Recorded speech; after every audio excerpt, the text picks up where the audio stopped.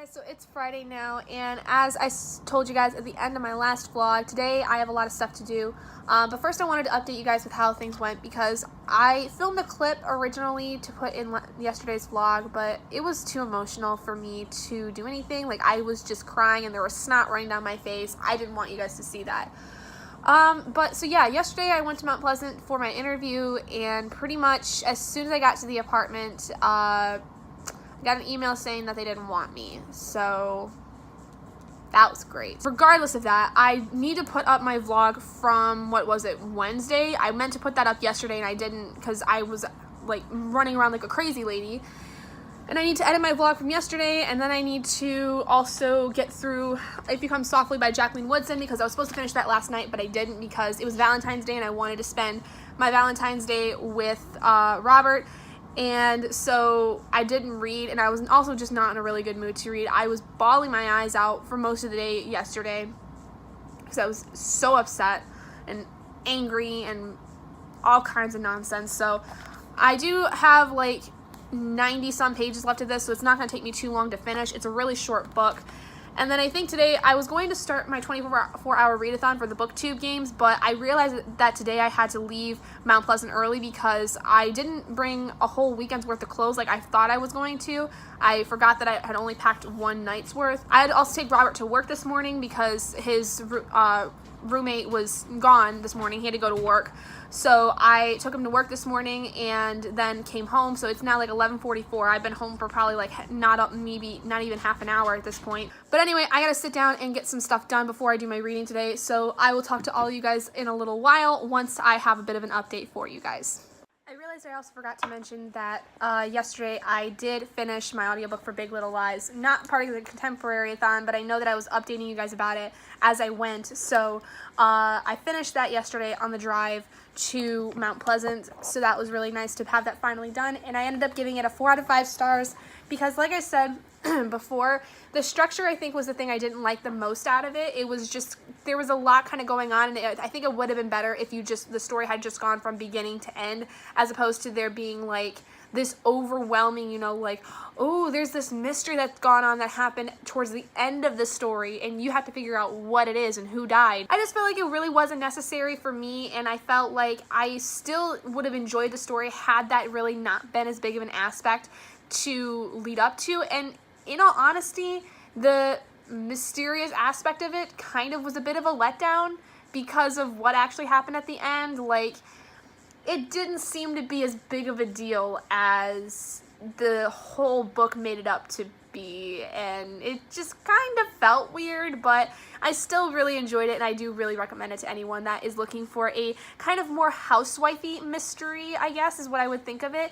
It definitely reminds me of a book that I think a lot of, bored housewives would read just to kind of have some kind of excitement during their day, because it is very exciting in a lot of different ways, and it focuses mostly on women who are mothers and wives and things of that nature, and it's really, really cool. I really like it. It kind of takes the idea of the housewife novel and putting a bit of a spin to it, but not so much that it doesn't feel like a housewife novel, if that makes sense. And I really like it. I thought it was really good, and I don't know, I definitely would like to read more of Leanne Moriarty's work in the future. I already have a list of the other books that she has written that I would like to look into because I really liked her style of writing a lot.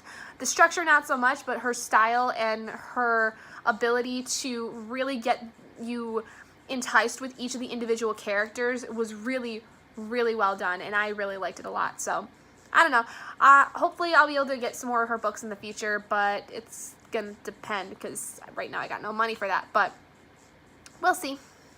Okay, so I know I'm still sitting in the same spot as I was for the last 2 clips, but I just finished editing yesterday's vlog, and that is going to be rendering for a little while. I'm going to go into town with my mom and get some lunch, because I got home and she was at the gym, so when she got home she asked if I wanted to go out to lunch after she got out of the shower, so we're going to go do that, and then by the time I get back that video will be ready to upload, so then I think I just need to get my vocal cover ready, and then the rest of the day is pretty much dedicated to me reading.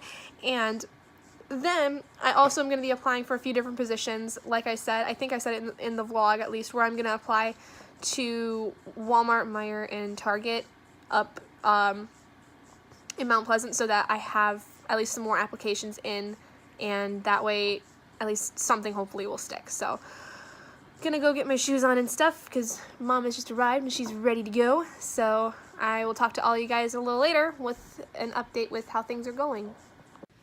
Hey guys, so we just got back from lunch and I had a margarita with lunch, and now I'm a little tired. I think I drink a little too much, so I'm gonna go and take a little nap for a while and not feel so woozy. So I'm gonna go rest and yeah.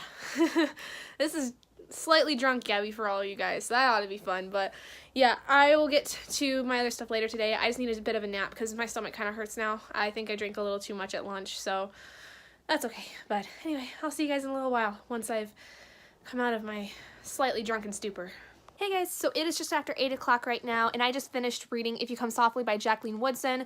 So I liked this book. I gave it a 4 out of 5 stars, but I did have a couple problems with it.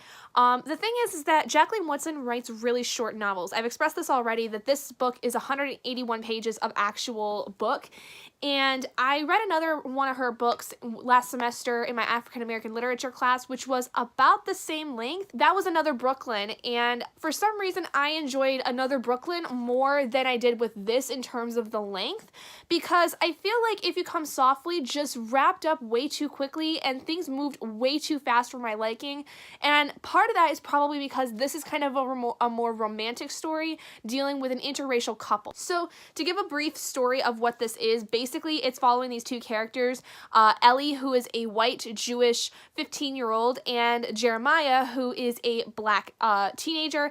They both meet at the school that they go to, and they kind of have like a real instant attraction, and I liked that aspect of it, but then it turned into like full-on insta-love, and I didn't care for that so much because if you guys have been following me for a while, you'll know that insta-love is one of my most hated tropes of all time. It is the most unbelievable and unrealistic trope in my opinion, and I kind of thought this was going in that route. That's not to really knock the interracial relationship, because I really liked that it was an interracial relationship. It really explored a lot of the problems that come about for those that are in interracial relationships, because this is placed in New York City, in like the Manhattan area, and Jeremiah comes from a little bit more of a black neighborhood. I think he lives in Forest Green or Fort Greene, one of the two. And Ellie is more from the Manhattan area, which is like the more white, rich people area of New York. So I really like a lot of the things that were expressed when it came to the idea of the interracial couple and how they noticed people would look at them and how they noticed people would interact with them. And there was a lot of talk about, especially for Jeremiah's side, how he had to kind of in a way protect himself when he was in white neighborhoods, because a lot of times, especially if you are a black person in a white neighborhood, you would be looked at as almost like suspicious in a way, because people in white neighborhoods are so prejudiced against people that are of color. And I liked how there was a lot of, exploration with that in such a very short novel. But I think overall, because of the romantic aspect involved with the story being such a huge part of it, I would have liked to have seen more of it, because I just felt like the relationship itself was so quick and didn't really explore a lot about them as a couple, as opposed to, the idea of them as a couple within this world. And I wanted to see more of it. I really liked the relationship that I was seeing, but I didn't feel like I got enough of it. So I did like it though. I think it's definitely something I would recommend for those of you that are looking to get into contemporary African-American authors and really wanting to delve into some ideas about what it is like for someone who is black to be in different kinds of situations, because this is talking about things from an interracial couple standpoint, whereas Another Brooklyn kind of discusses things in like the 70s where there's things like drug abuse and rape and things of that nature that are happening to young black girls. And so it's really, really powerful. That one I think was probably my favorite one of Jacqueline Woodson so far out of the 2 books I've read of hers at this point. But I am much more interested in reading more of Jacqueline Woodson because I really do like her writing style a lot. So mini review over. Yeah, I gave it a 4 to 5 stars. I do recommend it for those of you that are interested in it. And if you know of any other Jacqueline Woodson books other than this or Another Brooklyn, please let me know what your favorites are down in the comments below, as I would love to know and be able to read more of hers in the future.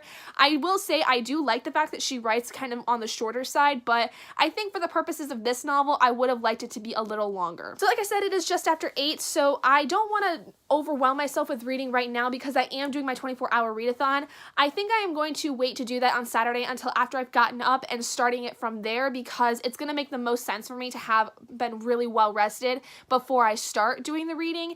And I'm not even going to be 100% reading the entire time because I have other videos I have to get ready and things of that nature.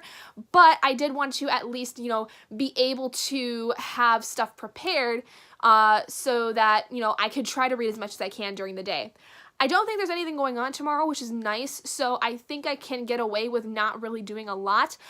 So what I am going to do for the rest of the night is I am going to apply for a few jobs so that I can get those out of the way.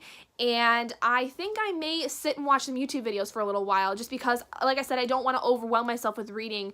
But tomorrow, what I will do for the 24-hour readathon is read the entirety of The Inexplicable Logic of My Life by Benjamin Alir Sainz, and then hopefully getting through my last book of the Contemporary-a-thon, which is Where She Went by Gail Forman. If I finish both of those and I still have time in the day and I still want to read, if I haven't burned myself out in the day from that, I will start with my next book, which will be August Snow by Stephen Mac Jones, which is a mystery thriller, I think. And that is also by a Black author, so that is helping me out with my Blackathon reading in a way. So yeah, that's pretty much all I got for you guys for right now, and I'm going to end this vlog here. I know it's a little bit on the shorter side, again, like yesterday's vlog was, but there's not really a lot for me to catch you guys up with because I feel like the last few days have caught you up on a lot, and kind of I'm in this really weird lull period where I don't have a lot going on. And yeah, so anyway, I will see all of you guys tomorrow with my results for the 24-hour readathon. Bye, guys!